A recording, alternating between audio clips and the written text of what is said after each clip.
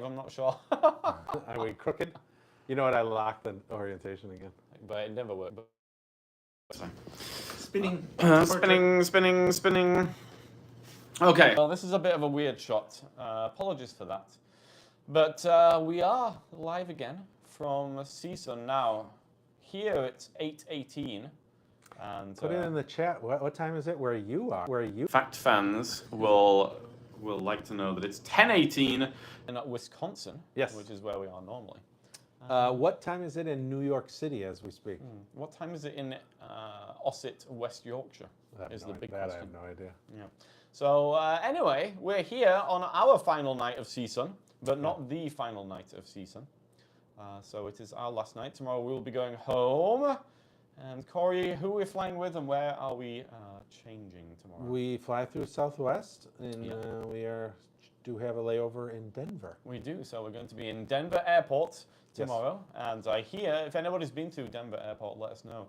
I hear that there is some interesting artwork there, so I'm looking forward to seeing that. But we only have 50 minutes to change flights. I hope it's on time.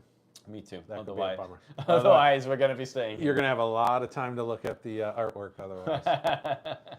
So we just got back from dinner. We did. Anyone in the Anaheim area, let us know. I'm curious if anybody's ever gone to Puesto. How do you spell it again? Puesto. Puesto. Yeah. Great Mexican restaurant. Well, I think it's considered a Mexican restaurant. It says Mexican on the sign. Okay. So I'm going to say yes. Really, really good. Yeah. Crazy good tacos. Yeah. If anybody's been to Puesto, let us know. It's expensive, but it is wonderful. We went there twice last year. We did. Yeah. Sadly, only made it there once this year. Yeah. So I was actually thinking about rescheduling our flight just so that we could go again tomorrow night. If we miss the flight in Denver, do we just fly back here so we can go to Puesto? Maybe we could DoorDash. Again? Oh, DoorDash do you think, Puesto. Can we DoorDash from California to Milwaukee, Wisconsin? Take an Uber. That'd be Uber a hell of Eats. a ride. Uber Eats. Uber Eats, okay. So anyway, yes, we had a very nice meal. Now, we had a meal with Tom Persky, the man, the legend. You may or may not be familiar with Tom Persky, but he's been in the assistive technology field for a long time. Yeah, I think we did a Tech Connect Live. I wasn't there, but I believe you and him did one on the Iris Vision. We did, yeah, because he was formerly from Iris Vision. I don't remember if it was in the Inspire. Yeah, I think it might have been the Inspire. Probably when the Inspire came out. He was Tom Persky, formerly from Iris Vision. Before that, he was at the Chicago Lighthouse, which is where I originally started working in the assistive technology field back in 2011. So we were reminiscing about that, and I had a very nice time with him. So that was it was a good time. Yeah, we were hoping that we might be able to live stream and get him on the live stream as well, but he didn't seem too keen on the idea. That is why there's a late one tonight. We were going to stream on our walk there, but I agree with you. I've got a vibe that he was not, maybe not down for the live stream. Yeah, I don't know if it's just he didn't understand what it was. Are you saying he's old and he doesn't know what a live stream is? He's 71. Now that doesn't. You would not think that. No, you would not think that. That doesn't necessarily mean anything. But it did make me wonder. I wasn't 100% sure if he understood what the live stream was. I don't know if he thought he had to talk, and so didn't feel. Who knows? Doesn't matter. But I 100% would have wanted to talk. We also tried to get Peter Tusick from Human Rare and Sam Seavey, but they were they had plans. They were up for it, but not until like 8:30. Yes. And I've been dreaming of these tacos for a year. I was not waiting another couple hours to go get them. So, anyway. Sorry, Sam and Peter. Yes, sorry, Sam and Peter, but yeah, we had a very nice time. So anyway, we thought what we would do here is a quick wrap up. We are in Corey's hotel room here. Yes. And we thought we'd do a quick wrap up just of what we'd seen and what we thought was cool here and what we thought wasn't cool. And I don't think we're going to dive super deep because we are going to do our next Tech Connect Live, which will be a week from today. Oh, wow. Actually, right? Yeah, a week from today. We'll be doing kind of a more formal wrap up, I do believe. But we just wanted to kind of freshen our mind what were a couple cool things, either sessions or booths that we went to. Yeah, let's talk sessions first. So at the CSUN conference, there are a number of sessions that you can attend where you can hear people speaking about various topics. And Corey, we attended a few sessions this year. Yeah, we did. Nothing that really blew us away. There was one that we thought was particularly good. What was that about, Corey? Yeah, that was the future of AI, artificial intelligence, and kind of where kind of past, present, future, almost. Yeah. The gentleman he was actually quite impressive. So he runs, he was a CEO of a web accessibility firm in England, and I can't think of the company's name. Yeah, I forget the name of the company. Or his name now. I feel sort of bad about that. But he was saying he wrote his first AI when he was 10. That's he what he was said. doing university work at 16. Yeah, yeah. So he had been in the AI business forever, and so he did sort of like I said, past, present, future. And I feel like I've said this a bunch of times, but I do think he had brought up a really interesting point about kind of AI around screen readers, and maybe we'll dive deeper into that next Thursday. But yes, yeah. It did sort of make me think a little bit more about. That must be a first. I know. Yeah. That's why I'm so tired tonight. But I mean, we've done a bunch of videos on AI around seeing AI and Envision and Be My AI. Yep. But we were really sort of looking at it more from taking a picture and explaining, and he kind of made me start to think about even more cases for AI outside of that kind of task. Yeah, I will say there has been a lot of sessions about AI, so I think, as people might expect, it's one of those things which there's a lot of buzz about in the assistive technology field at the moment, so it'll be interesting to see how that integrates further. I was surprised, and I guess I take that back. I was about to say I was surprised about how little AI I saw in some general... in devices but themselves. But it's still so new. Yeah, exactly. Next year, I bet you. I mean, I'm assuming we're going to see it in desktops and portables and wearable magnifiers. I think we're going to see it everywhere. Everything's going to have AI. The AI is going to have AI. That's very true. Yeah. But I got to assume it's at least a 2 to 3 year development cycle. Although I keep thinking they don't really need to change the format of their hardware very much outside of adding, the computing power, which it's might even, maybe the desktop. Well, they have to be able to connect to the web as well. But they need, I was just going to, and a microphone and speaker. But I don't think it would take like a whole redesign and a new rollout for Yeah, I mean, if you think about something like the Compact 10 HD, which we have a video on, Yeah. if you'd like to check that out, but that's a portable electronic magnifier that does full page OCR. I mean, it already does a full page OCR, so you put a mic in that thing and connect it to the internet. And now, not only can you take a picture of your page, but you can also have ask questions about the contents of the page, have it summarized, and all of that type of stuff. Yeah, and who knows how many already have mics and we just don't know them. Oh, like they've just been turned off. Sounds like a conspiracy theory to me, but Corby. I bet you a lot of these devices they had put mics in and just never. I mean, didn't advertise it because there was no use. If anybody has ever been having a conversation around their CCTV and all of a sudden when they go on the internet, whatever they were talking about has popped up in their Google feed, then please let us know. No, that's everybody, isn't it? Well, but I'm talking about CCTV specifically. Oh, just around that. Yeah. I will ask your CCTV a question and see if it answers it. And then goes, I wasn't supposed to do that. Do you have a microphone? No, I don't. Definitely not. What did you say? Anyway, so yeah, AI definitely that was a big topic. That would be the best session. The sessions, I don't know, maybe we just didn't go to the right ones, but I do feel like they were a little, they were more surface than I was expecting. We went to talk about Google Lookout from Google, and it basically just said, "Here's Google Lookout, and this is what it does." And no we were demos, really. No. And we were just like, we already know what it is and what it does. Like, tell us something new, And I the reason I sort of think about the reason I'm kind of bummed about it is I think coming here that these are all professionals in the field, and you would assume that everyone coming here knew about Google Lookout already. And maybe that's the wrong assumption. Maybe I'm making the wrong assumption, but this conference isn't made for Joe Public to come and learn about AT. It's really for trainers and professionals in the field. So, and it costs a significant amount of money to attend. I mean, so to find out, like, you to sit down thinking you're going to dive deep into Google Lookout to really find out, these are the features it has. Like, we knew that already. So the Good Maps one was good. That was advanced wayfinding, indoor wayfinding.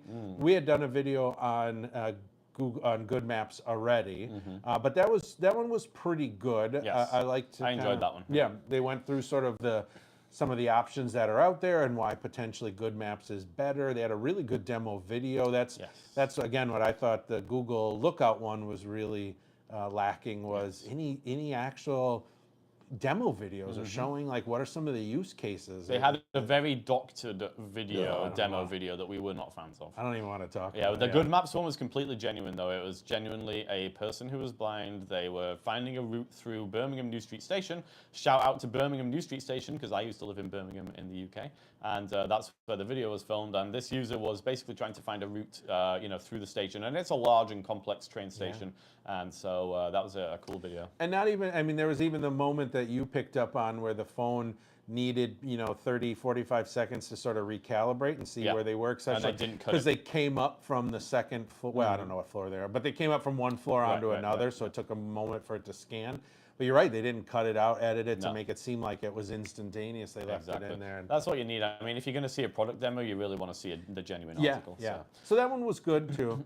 Other than that, no particularly exciting talks, I don't think. Now, the other component to CSUN, of course, is the show floor, where you get to see the various different products that people have been working on and talk to the different vendors. So Corey and I did film a number of videos. Now, unfortunately, we found out that we don't think our microphones were working properly when we filmed all of these demos. Who would ever have guessed? Who would have guessed that we did something wrong with our filming technology? It wasn't us. It was. It was the technology. Yeah. So anyway, I think it'll work out. Though. Yeah, we're hoping that Jonathan in the post production will be able to do something with the audio to make it a little more understandable. But we definitely got a number of good interviews. One bad one that we probably won't include, but we got a number of good interviews with people. And Corey, what was your favorite thing that we saw that out on the show floor there? I think the Glidance one was kind of cool. I don't know that there's actually I don't want to say there's not a use case, because I think there's a use case for it. It was this, I don't want to call it a robotic dog, because it didn't look anything like a dog. That was the idea. But that's really a start. It's a mobility aid that you hold the handle. It's got 2 wheels. It does not have a motor, so you propel it forward. But it did have its own ability to turn and brake, and it had multiple cameras on the front, and with object avoidance from ground up to chest or more, 30-meter distance in front of you. Well remembered. Yeah. Holy cow. And so basically you would just kind of, and I asked the specific question, was this a replacement for a white cane or a supplement? And this was a replacement primary mobility device. And so the demo, Luke is like, yeah, you got to try it, which I did. And I thought I'm like, wow, this is pretty amazing. It's working really cool. It actually reminded me very much of using a dog guide. Sort of one of the things with using a dog guide that you have to learn really quickly if you're going to be successful is to trust your dog. And when the dog turns, you turn. Don't try to steer it. Like, you just got to trust what it's doing. And that's what this felt like too. You really, as you're walking forward, it starts to go to the right. You got to follow with it. It would stop. But then at the end of it, he then told me that the gentleman that was doing the demo was driving it with a joystick. Now he had a controller, like a video game controller. So he was driving it with. They were well more than a year, out from releasing. So this was a total prototype. So I get it, but it did the demo lost a little bit of its pizzazz once I found out he was driving. But I get it. They're not anywhere near. And the guy doing the demo said they're hoping to come in at the same price as an iPhone. Yeah, that's so. What do you $1,000? Yeah, under 1,500, depending on which iPhone you buy, right? Yeah. I mean, he could say iPhone Pro Max 1 terabyte, and that's true. But he was really open. I mean, the big reason they were there was just to get feedback. So, so that was cool. I thought that was different. I mean, you've got all your normal booze, right? Hims released a new Braille display, the Emotion. Humanware had all of their kind of normal stuff. So.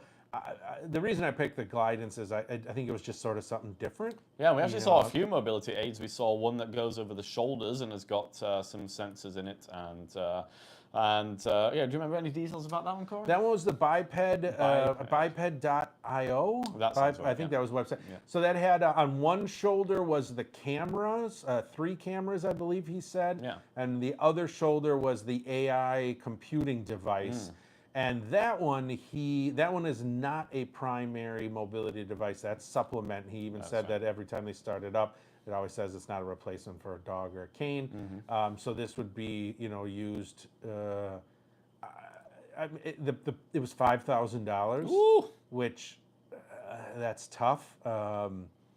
You know, I don't know. I mean, I'd have to see it in action. But even, again, you know, as somebody who's used a cane for 30 some years now, justifying $5,000 is tough. But I also recognize that I'm a pretty confident cane traveler. You know, I don't mind getting out there. I don't mind getting into a little bit of trouble. I don't mind bumping into things. But I could see where somebody who maybe is less comfortable and willing to go out there and try it, I could see why maybe they would dig something like that. Yeah, so we will have an interview coming out on the channel with the guy from there, and then we also Do you remember his name? I do not. Do you? Yes, Mile. Oh, well. Because I thought it was a clever, like, oh, Mile, and you can walk a mile. Anyways, yeah.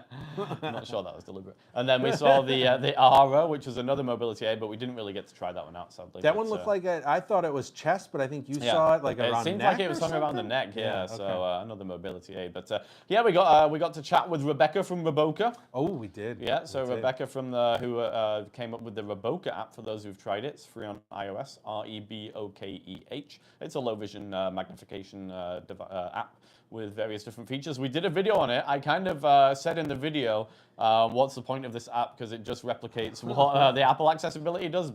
But Rebecca from Reboka was very nice, so you'll be able to see an interview with her. Did you change your tune? I did. It's an essential get, and you should go download it right now. Very, you're such a good salesperson. Right. We saw the eSight Go. Oh yeah, we did see the eSight Go. Yeah. They're not. They still got. Well, did they say no? Not a year. No, a few months I think. Few months, they seem like they're pretty close. It seems like a nice device. Yeah, good magnification. It's a wearable device for those who aren't familiar. Looks like a pair of sunglasses now, and it's going to be cheaper. It's under $5,000. Yeah, I think that was the 49. It was right around 49.50 as well. Yeah. Is that replacing the current eSight 4? Yeah. So eSight 4 is no longer. Okay. eSight Go is a new thing. So that's going to be their new. Yeah, it has a weird horseshoe shaped band that goes around the neck that powers it and all and this type of thing. Okay. And yeah, it looks like a decent wearable. So we'll be looking forward to getting a hold of one of those and doing a full video on it as soon as possible. TriSight had the MagnaBot and MagnaBot Pro. Yeah. This was, if anyone's familiar and remembers the old HIMS eBot, it was the same kind of thing. It's a computer-based camera. Although this one, it actually just can be controlled from a web browser. So it actually could be a computer, a tablet, phone, doesn't really matter. So it's just running, through a browser window. But basically, I think they're gearing it towards students, and the camera could be at the front or back of the room, and the student could be across the room being able to control it. Yeah. It looked like, it seemed like the quality was pretty decent. Yeah, I liked it. And the controls were pretty good. We'll see. I mean, that's the idea. Oh, nice. So yeah, I'll be curious if that has, if it has legs to it or not. I hope not, otherwise it might walk off. Walk away. Yeah. Well, we'll leave it there for now. That's just a some quick thoughts about the conference. We've had a great time. Hopefully we'll be back again next year, but we'll have to wait and see. But in the meantime, keep tuned to the channel. Next Thursday will be our regular live show at 11 a.m. Central. We'll be doing a bit more of a thorough wrap-up of CSUN and talking about our experience this year. And then we will have some produced videos with our interviews of people from the show floor, taking a look at their different devices and talking to them directly. Yeah, probably about 2 those. weeks away. 2 weeks from tomorrow, you'll see a produced one. We'll probably last year we did split it into two. Yes. I think this year will just be one video, probably, especially if we're doing the Tech Connect Live.